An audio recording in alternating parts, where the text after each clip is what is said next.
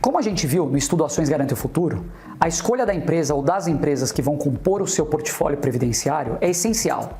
Isso porque a ideia é que o investidor passe vários anos depositando seus recursos nessas mesmas empresas. Se a empresa não atua em um setor perene, por exemplo, mais cedo ou mais tarde ela vai perder relevância e os seus lucros vão sofrer. Com os lucros caindo, a capacidade dela de distribuir dividendos fica bastante prejudicada. Setores muito cíclicos, como o de construção civil, por exemplo, também acabam sendo problemáticos. Isso porque, em geral, no topo do ciclo, as empresas estão gerando um ótimo caixa e em busca de investimentos para alocar o capital e crescer.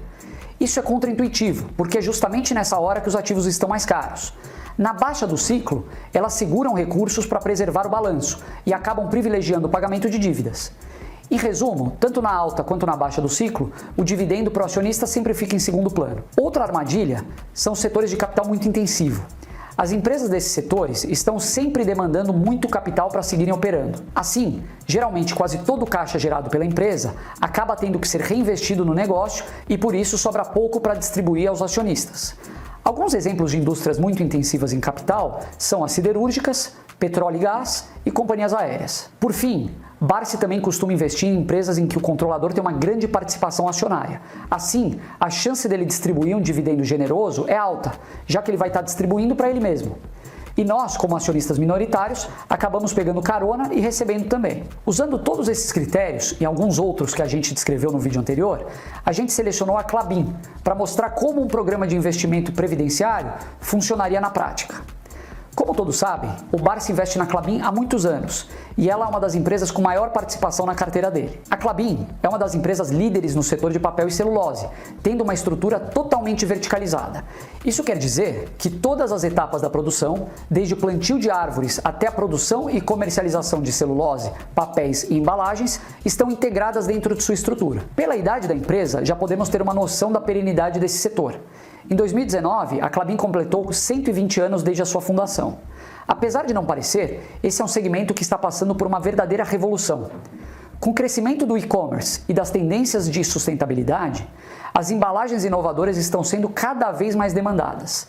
E a gente tem certeza que essa é uma tendência que veio para ficar. Olhando novamente para os critérios que levaram o Barsi a selecionar os papéis da CESP na década de 70, a gente pode avaliar se a Klabin também se enquadraria como candidata a compor uma carteira previdenciária. Além de atuar em um setor perene, a Klabin também é controlada por um grupo de famílias muito sérias, confiáveis e competentes. Esse, inclusive, deveria ser um fator eliminatório em qualquer análise. A empresa pode ser excelente, mas para que escolher se casar por livre e espontânea vontade com alguém em quem você não confia? Os produtos que a Klabin comercializa são produtos de consumo essencial, que dificilmente vão sumir um dia.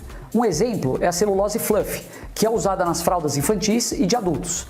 Assim, mesmo com os altos e baixos da economia, a maioria dos seus produtos fica relativamente protegida nos períodos de crise. A consequência disso é que o fluxo de caixa da empresa se torna previsível e os dividendos também. Para ilustrar isso, veja esse gráfico do volume de vendas e EBITDA trimestral da empresa desde 2011. O EBITDA é o lucro antes de juros, impostos, depreciação e amortização e costuma ser usado como uma aproximação para a geração de caixa da empresa. Você pode notar que o crescimento é consistente, saindo de perto de 1 bilhão em 2011 e ultrapassando os 4 bilhões em 2018. Dessa forma, mesmo nos momentos em que a empresa esteve mais endividada, o caixa gerado foi suficiente para pagar a dívida e também para ser distribuído aos acionistas. O dividendo da Klabin é garantido pelo Estatuto da empresa, que estipula um percentual não inferior a 25% do lucro líquido. Mas na prática, a empresa tem ido além dessa obrigação estatutária. No setor de celulose, é muito comum que alguns fatores não caixa, isto é, que não geram desembolso efetivo, impactem os resultados contábeis da empresa, gerando às vezes prejuízo. Esses fatores, no geral, são variações cambiais, que pesam na dívida em moeda estrangeira, e alguns outros, como por exemplo, a contabilização do valor dos ativos biológicos. A empresa gera um bom resultado, mas acaba apresentando prejuízo. E se a empresa apresenta prejuízo, por lei ela não precisaria distribuir dividendo. É por isso que a Klabin adotou a prática de calcular os dividendos como sendo um percentual de 20% sobre o EBITDA ajustado. Isso garante a previsibilidade dos dividendos da empresa. Nos últimos anos, o dividendo da Klabin tem sido pago trimestralmente, nos meses de fevereiro, maio, agosto e novembro. A empresa sempre pagou só dividendos, mas em 2018, pela primeira vez, passou também a distribuir juros sobre capital próprio. O histórico dos dividendos pode ser obtido no site de RI da empresa. A Klabin negocia atualmente com ações ordinárias, preferenciais e units, que são as mais líquidas. As units da Klabin são formadas por uma ação ordinária, que custa mais caro, e por 4 preferenciais, que custam mais barato. Apesar de serem menos líquidas que as units, as preferenciais fazem mais sentido para uma carteira previdenciária, já que elas pagam o mesmo dividendo das ONs e custam menos. Uma análise retrospectiva dos dividendos dos últimos 10 anos mostra que ela distribuiu regularmente, em média, 8 centavos por ano. Lembrando aqui que esses valores foram ajustados pelo desdobramento de 1 para 5 que a empresa fez em 2014. A cotação média oscilou de 73 centavos em 2009 até 3,20 em 2018. O yield anual médio, que é o dividendo distribuído no ano dividido pela cotação, ficou em 3,4%, um nível relativamente baixo. Mas quando a gente observa a coluna ao lado, que é o yield sobre a cotação de 2009, esse valor simplesmente triplica. Essa é uma grande conclusão. Ou seja, as ações que foram compradas em 2009 geraram um yield bem baixo naquele ano, de só 2,5%.